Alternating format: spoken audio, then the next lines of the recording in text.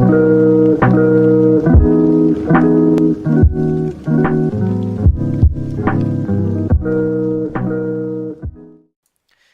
guys, what is going on? RedMaster here, and welcome back to another edition of Cards and Castles Hidden Combos, where today we are going to be looking into a deck that I really didn't expect to kind of bring out there and to kind of show, and, a bit rushed in my opinion as well, but I do want to kind of put it out there since I've received a couple of requests to show this deck, and some for longer than others. But regardless, today we're going to be looking into a Karasumei deck that personally might not be the Karasumei deck you remember seeing. If you guys remember from the past videos, you might have seen my deck selection in the battle screen, that there was a deck known as Kara Exists. That was a previous attempt to kind of see how viable Karasumei decks still can be. But with a couple of updates, things have been changed in that deck list. So I decided to kind of remake the deck into some different colors, mainly Druid Ninja, I believe, white purple. Mainly because Druids are a bit of a nuisance right now. We're not gonna lie about that. They're pretty much abundantly everywhere at the moment, and being one of the most powerful factions, I figured they have some decent targets to kind of bounce with Karasumei. You've obviously got the Beastmaster for one, and if you do have Throne of Emperor, you can create some even stronger Rangers, which can be obtained by, of course, the Call for Aid. So a couple of different elements working in the deck, but rather than just kind of telling you, let's go ahead and check out the deck list for ourselves.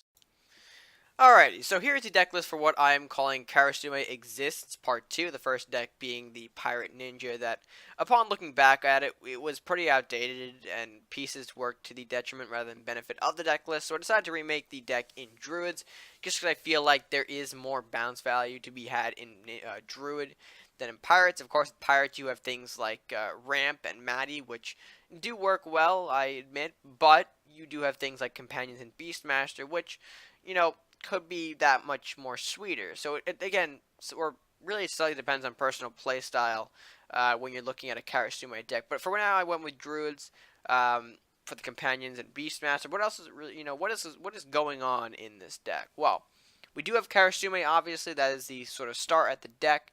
I do have him. I still don't know what Karasumei actually is. Kara is at 2 rather than 3, because I feel like 3, you have more of a potential to dead draw Karasumei in your opener, which might not be to your benefit. And then we are working with Throne to kind of coincide with the Karasumei. If you're running Karasumei, it makes sense to have the Throne in here to provide those 2/2 buffs whenever a unit goes back into your hand. Not only does it get, fully healed from any battle damage it might take, but you're also getting extra stats on top of it, which might be that much more beneficial, especially when dealing with things like the Companions that can, become buffer and more dangerous as chip tools. Spiny can become a 4/5. Centaur can become a 5/5. You kind of see where I'm going with that.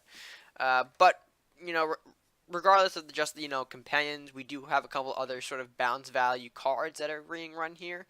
I did mention Beastmaster earlier as a way to continuously spawn beasts, potentially, and to retreat Beastmaster safely to avoid any sort of mass beast wipe.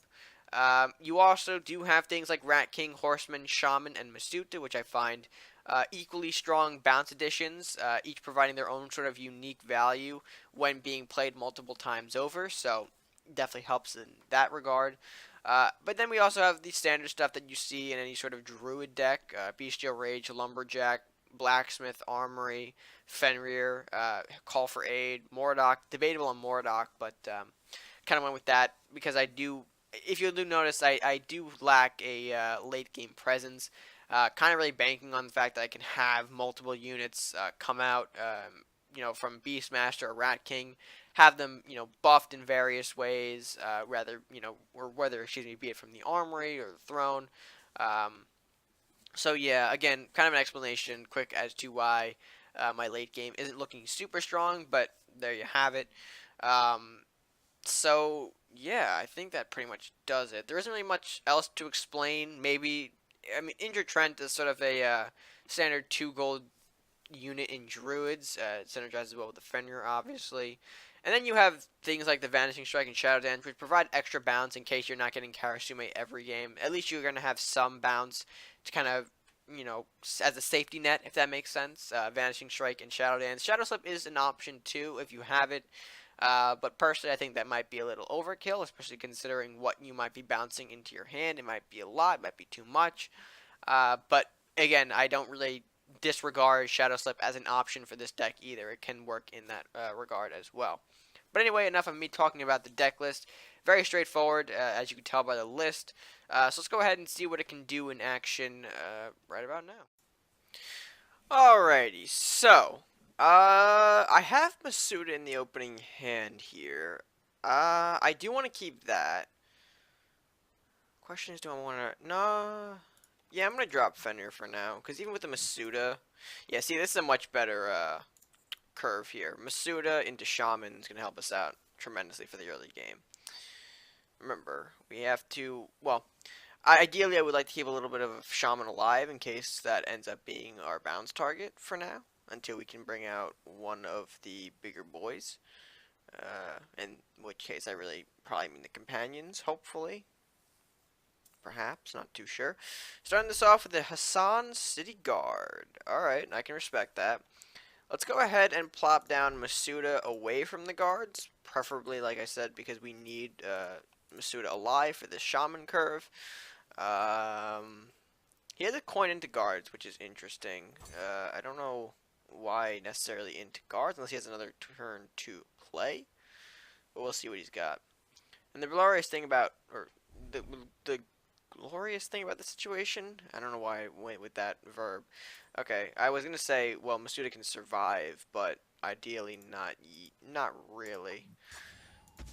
I mean, he can survive, but one of these guards is gonna get traded, and we end up drawing another Shaman from a Shaman. Not gonna lie, wasn't really wanting that, but hey, we'll go with it. And we do have our throne, which is nice. We can get that down and hopefully utilize a couple of bounce things, bounce tricks. Hopefully, we'll see. Knight of Flowers coming out. All right, decent threat there. If it ends up buffing itself up. Guard making a hefty run, and so is that knight. This does give me an opportunity to create some blacksmith value, so I am going to end up taking that over setting up the throne for now. We'll go ahead, chop that. We do have 2 call for aids, so ideally want to get a little bit of that going as well. Oh, that's still back there. There's a pillow back here. Hello there. I'll put you down here. It's a good old thing. Alright, what do you do? Headless takes out blacksmith. Shaman ends up dying. Alright, not bad for him. Does hold a little bit of a lead with that. Let's go ahead and get Fenrir out over the Shaman, because ideally turn 6 gold, Shaman, and Throne in the same turn. Won't be that bad of a play. And we do need to get a unit out, so I think Fenrir is the better option here. Get a little bit of board presence going. Ooh. Something came back up. Alright. How are we looking otherwise? I mean, I would say pretty good. Alright, Grendel's showing up. And that is not who I want to see, unfortunately. Alright, Grendel's going to toss us a little bit of a detour. Yep. A little bit of a detour here. Alright, how do I do this? Let's go with our Shaman Throne play. Mainly because if he wants to get to the Fenrir, he's going to have to use some sort of rampage here. No companion that he's got, unless he's got a spiny blacksmith play ready to go, take out and even that's not going to really be enough, so he needs a rampage here, which clearly he doesn't have. The unfortunate thing is I did have to give up my my Shaman, which I didn't want to, because that was, I mean, now we have the spiny, so more of a great bounce target here, rather than the Shaman, in terms of we can continue to chip some damage with it. Paladin as well coming out a little aggressively, and that's fine. Well, not as fine as I would want it to be. That won't do.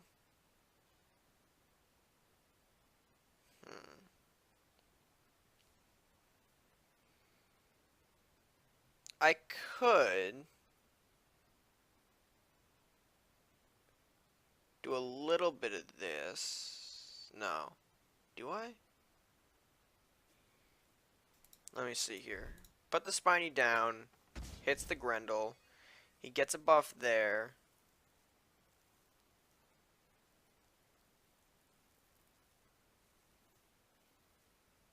And then I think I'm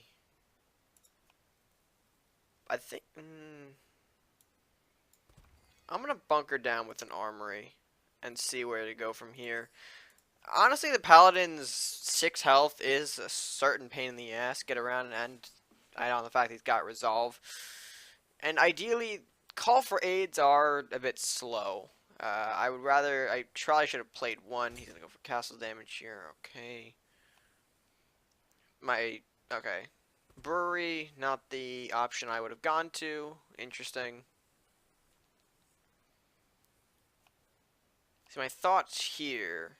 Alright, trap going down. Trap concerns me a little bit. Alright. Let me go ahead. Do a vanishing strike on this. Alright, so that's probably going to be a seed of regrowth, if I've ever seen one. Okay, so here's what we're going to do. Waste the centaur, unfortunately, that's going to trigger the trap. Seed. Have to throw out the spiny. And then I feel like I just hold here. If I had the extra gold, I could Bestial Rage, but we don't have that luxury, unfortunately. Which is not strong.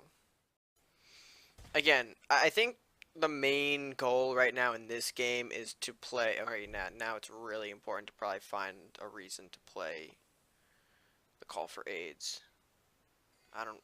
Okay, Trent's not gonna heal properly. Just fine. Alright, this can kinda work. We'll do that. Prep a Masuda just in case to block. And this should get rid of the Ranger without having to waste ours. And the next turn we'll play another Call for Aid and a Ranger. We are down 6 health with 7 turns remaining. He did waste the heal, which is a bit ominous. I can't imagine why he would go that way, but that's fine. Okay, Guardian, not a problem. It's very easy to deal with that Guardian, to be quite honest. We're going to rush it a little bit, followed by the Horseman. Does more castle damage. Not what we want to see, but we'll take it. Alright, and then here's where we have a good opportunity to really cement our position. There's Karasumei, which will be dandy, because we can do this. We'll do that. We can rest assured he doesn't probably have the chain to deal with this, and then we'll place Kara right here. And now Kara does have a little bit of a buff, 4-5. His goal right now probably to take out the Ranger, so that way I don't bounce this, to solidify the Ranger even more. And that's really why I threw the Rangers into this deck. You know, not just being a strong Druid card, but I think Kara can definitely help, you know, and this goes for any unit too. Kara can definitely help buff, whatchamacallit, buff any unit, especially with the Throne of the Emperor out. That's what I was looking for. Alright, 5 turns remaining. We do have to start pushing Castle a little bit. Salahar Rider coming out. He doesn't have any cards, so interesting to see what he's going to do. Probably our best bet is to connect with this Horseman first, and then probably trigger what's most likely another Seed of Regrowth. We do have a second Karasumei. That's beautiful. Alright, we'll hit that. Comes out. That's fine. We'll hit the Rider. Bounce the Ranger. Throne can take damage. I'm fine with that. And then we could play... We can play that buffed Ranger.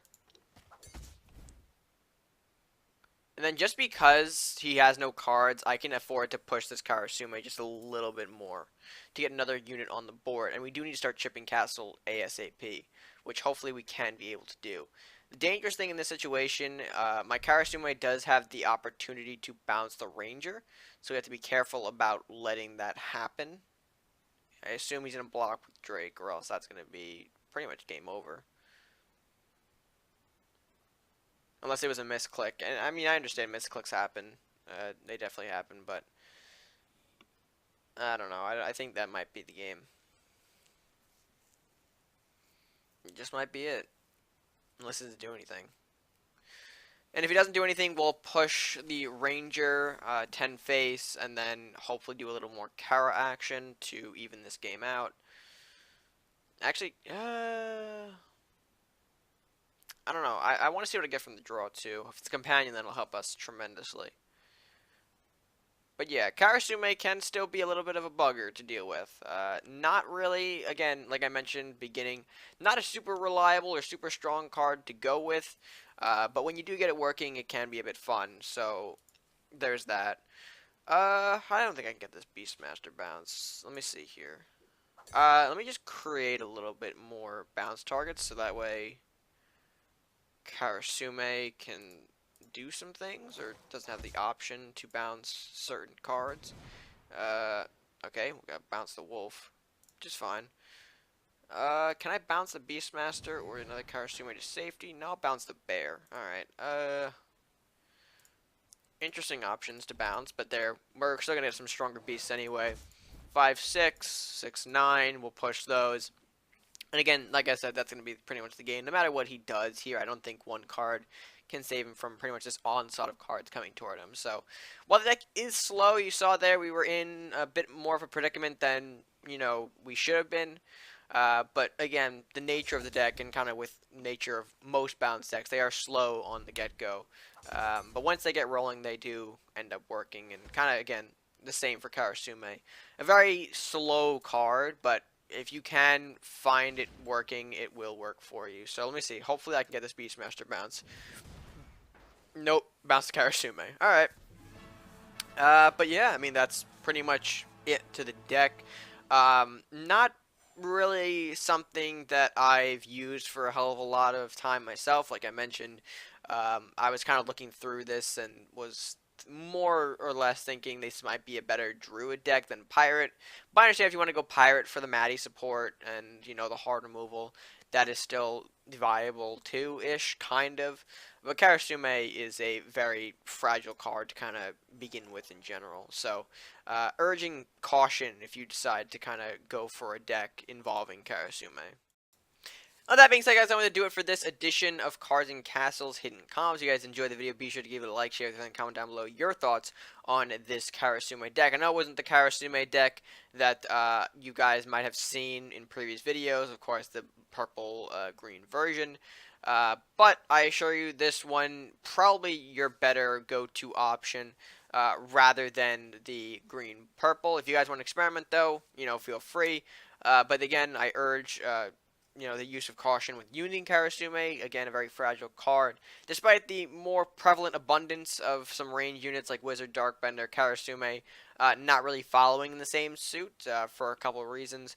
But regardless, if you want to try her, you can give this deck a shot, certainly see how things go. So, with that being said, guys, if you haven't done so already, be sure to hit that subscribe button. Be sure to support the channel if you are new or haven't done so already. Help us grow by clicking that subscribe button. No additional cost to you. Until next time, guys, stay gaming.